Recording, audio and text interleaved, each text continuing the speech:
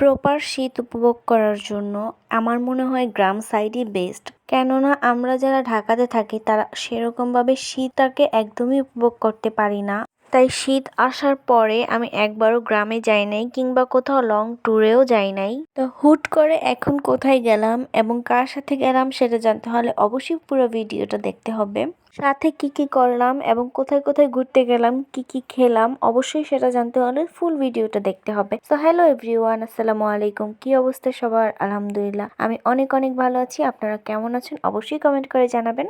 হঠাৎ করেই আম্মুর প্ল্যান নিয়ে চলে গেলাম আমরা আমাদের নানুর বাড়িতে। আর মামুর বাড়ি হচ্ছে রসেরহারি, সেটা তো সবাই জানেন। হঠাৎ করে ফ্যামিলির সবার প্ল্যানিং হলো যে সবাই আমরা একদিনের জন্য একসাথে হব এবং পিকনিক করব। এর সাথে আমরা সবাই সব রকম পিঠার উৎসবটাও করে নিব। আর একসাথে ফ্যামিলির সবাই মিলে একদম আনন্দ করার মজাই কিন্তু অন্যরকম। তো সেদিন আমাদের যেতে যেতে প্রায় সন্ধ্যা হয়ে গিয়েছিল। সেদিন থেকে কোনো ব্লগের ক্লিপসই নেওয়া হয় নাই। তো নেক্সট দিন থেকে মানে একদম সকাল থেকে পরের ব্লগটা শুরু করলাম।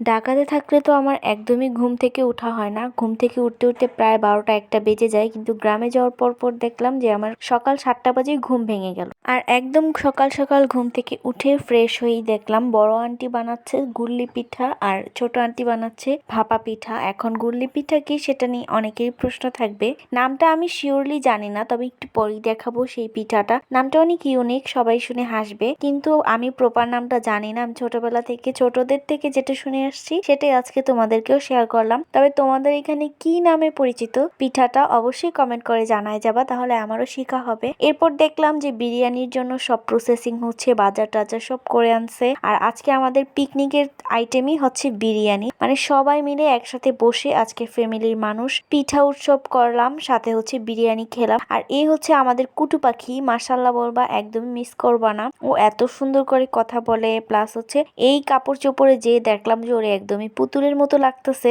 যাই হোক, আর সবাই কিন্তু একটু করে মাশাআল্লাহ করে বলে দিবা। আর এখানে আমাদের কুটু পাখির সাথে হচ্ছে একটা বড় কুটু পাখি আসছে, মানে আমার আম্মু আসছে। আর এখানে তোমাদেরকেও বাই বাই বলে দিচ্ছিল। আর এত কিউট করে বলে ভাই, শুনলে তোমরাও ওর ফ্যান হয়ে যাবা। মাশাআল্লাহ মাশাআল্লাহ।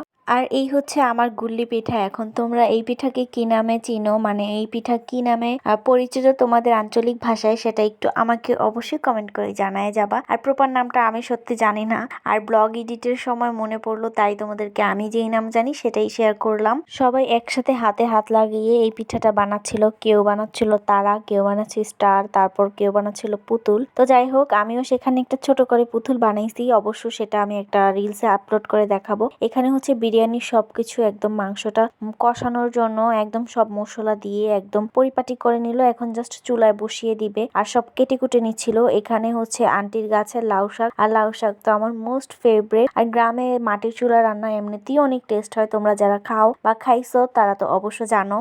আর পরিবারের সবাই একত্রে মিলে যেহেতু পিকনিকটা করতেছে, তাই অনেক বড় করে একটা চুলা বানায় নিছে। আর সেইখানে হচ্ছে একটা বড় করে পাতিলে চাল পরিমাণ মতো সবার যাতে হয় ওই রকম বসায় দিছে। আর উপর দিয়ে গাজর দিয়ে দিচ্ছিল, যাতে চাল ভাজার সাথে সাথে গাজরটাও সিদ্ধ হয়ে যায়। আর এখানে সবাই মিলে রান্না বান্না করতেছিল, আড্ডা দিচ্ছিল, এত মজা লাগতেছিল মানে বলার মতো না। আমরা সব ছোটরা মিলেও তো অনেক এনজয় করতেছিলাম, সাথে বড়রাও অনেক রকমের এনজয় করতেছিল। মানে খুবই ভাল লাগছে দেখে বিষয়টা। আর এই দিনটা আমার একদম মেমোরেবল হয়ে থাকবে। একদিনের জন্য ঢাকা থেকে গ্রামে চলে গেছি হচ্ছে সবাই মিলে মানে সময় দেওয়ার জন্য। আর এখানে হচ্ছে যে মাংসটা কষিয়ে নিয়েছিল সেটার মধ্যে মশলা দিয়ে এরপর হচ্ছে একটু নেড়ে চেড়ে নিচ্ছিল। আর এখানে প্রায়ই মনে করো সিদ্ধ সিদ্ধ হয়ে গেছে। আর মানে আমার খালাতো বোন, মামাতো বোন, মানে আন্ডা বাচ্চা যা আছে সবাই একসাথে মানে রেডি হয়ে গেছে। আর আমি সবার আগে একদম প্লেট নিয়ে হাজির। আমি হচ্ছে সবচাইতে ছোট বাচ্চা ওইখানে।